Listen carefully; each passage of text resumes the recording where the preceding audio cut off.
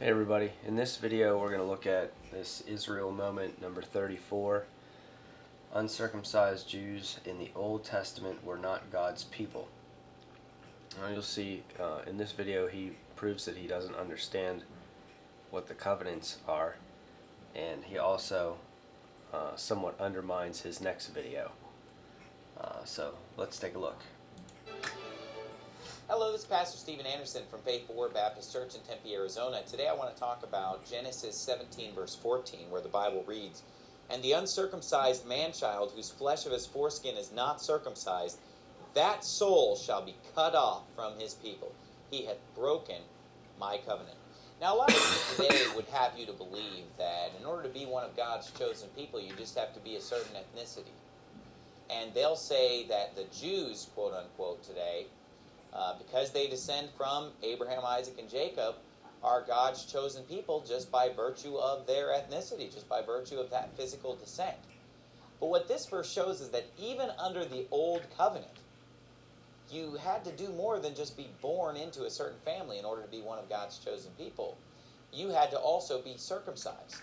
Even under the Old Testament, circumcision was necessary, and if a person were not circumcised, then that person were cut off from his people. Therefore, they're no longer considered one of God's chosen people because they've broken that covenant. Now, in the New Testament, we do not observe physical circumcision. Galatians chapter 2, Galatians 5 and 6 make that very clear. Under the New Covenant, there's the circumcision of the heart and of the spirit. But what I'm illustrating is that being a certain ethnicity has never made you automatically God's chosen people. Under the Old Covenant, you had to be circumcised, among other things, in order to remain one of God's chosen people. So again, this just goes to show that this idea that just a race or an ethnicity is automatically God's chosen people, and then you try to point out the fact, hey, they reject the Lord Jesus Christ, they're worshiping another God. People say that doesn't matter, it has nothing to do with it. It's just the fact that they are descended from Abraham, Isaac, and Jacob that makes them chosen or elect.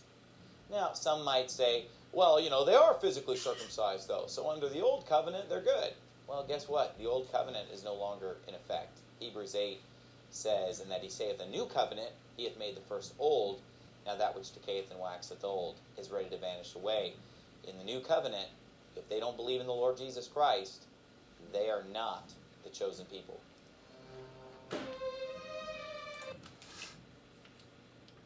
Okay,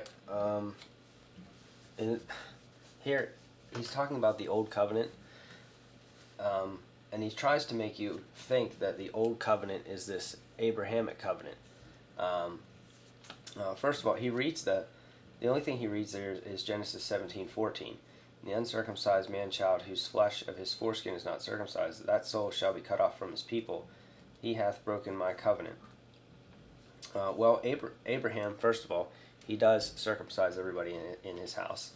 And secondly, he that is 8 days old shall be circumcised among you. Verse 12, "Every man-child in your generation, he that is born in the house or bought with money of any stranger, which is not thy seed. He that is born in thy house, he that is bought with thy money, must needs be circumcised. And my covenant shall be in your flesh for an everlasting covenant."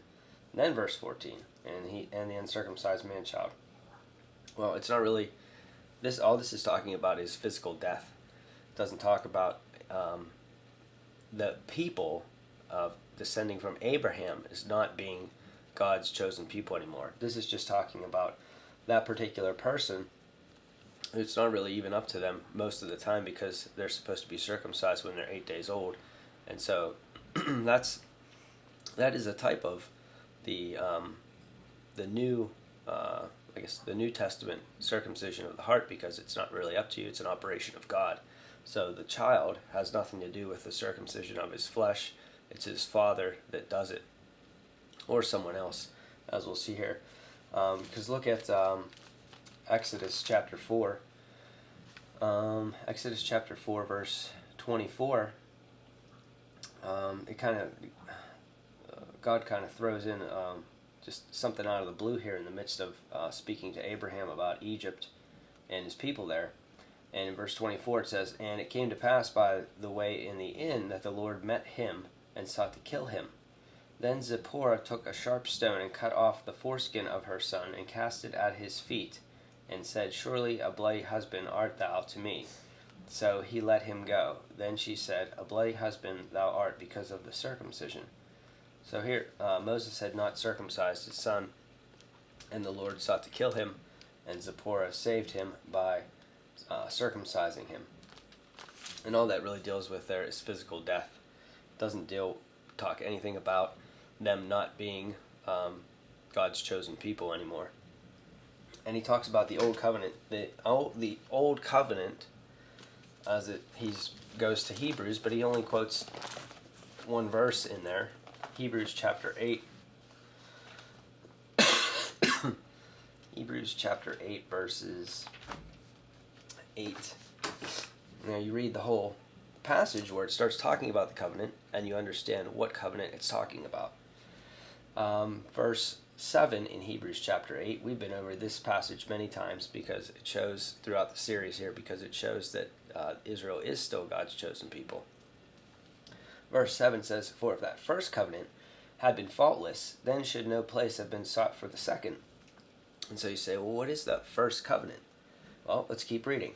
"For finding fault with them, he saith, Behold, the days come, saith the Lord, when I will make a new covenant with the house of Israel, with the house of Judah." So he's going to make a new covenant with them. "Not according to the covenant that I made with their fathers, when, in the day when I took them by the hand to lead them out of the land of Egypt, because they continued not in my covenant, and I regarded them not, saith the Lord."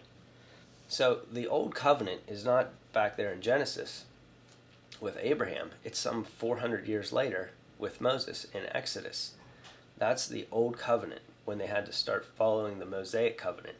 And he tries to get you to think, because you see the words covenant, he tries to make you think that the Abrahamic covenant is the old covenant. And it is an old covenant, but it's not the old covenant with respect to the new covenant. It's the Mosaic covenant that is the old covenant. So this really has, he's teaching, it's a false teaching is what he's doing here. He's trying to portray to you that the Abrahamic covenant is the old covenant. It's not. It's an everlasting covenant. It's not the old covenant that is going to be replaced by the new covenant. Genesis chapter 15 verse 18 says, "In the same day the Lord made a covenant with Abram, saying, Unto thy seed have I given this land, from the river of Egypt unto the great river Euphrates, the Kenites and the Kenizzites and the Cadmonites," and so on and so forth there. So he's given them that land. He reiterates that in Genesis 17 there, "And I will establish my covenant between me and thee, and thy seed after thee," this is verse 7, "in their generations for an everlasting covenant, to be a God unto them, and to thy seed after thee. And I will give them to thee, to thy seed after thee, and the land wherein thou art a stranger, all the land of Canaan, for an everlasting possession." See, it's an everlasting possession. It's not just temporary. "And I will be their God." And the other thing that you see him do in this video is he unwittingly acknowledges that the Jews are a ethnicity descending from Abraham. In the following video, number 35 that we'll look at, you'll see him try to tell you that being a Jew is a religion, and it's not a ethnicity. It's not something that's that you're born into. He tries to portray it as just a religion or just a nation, which he falsely applies nation. You'll see him do that as we talk about it in the next video. The word nation, he uses the world's term for a nation and tries to apply it to the Bible, which doesn't work. You have to use Bible terms and Bible definitions for those things. So again, you see here that he doesn't understand what he's teaching.